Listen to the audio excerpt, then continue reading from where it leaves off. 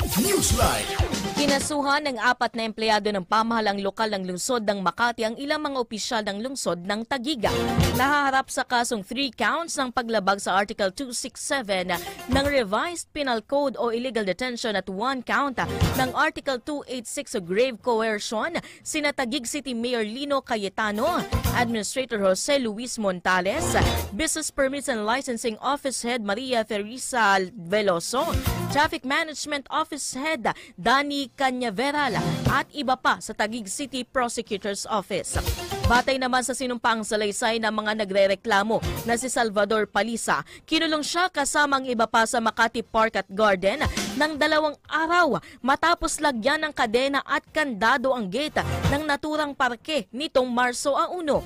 Para sa isa pang nagrereklamo na si Rayalyn Almazar, kinulong siya kasama ang kanyang mga katrabaho sa Makati Aqua Sports Arena o MASA at natrap ng ilang oras.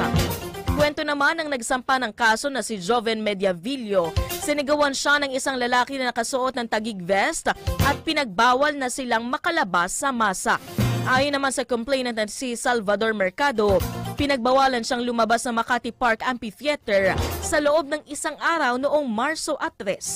Sa ngayon, wala pang nilalabas sa pahayagan Taguig City LGU hinggil sa naturang usapin. Newsline.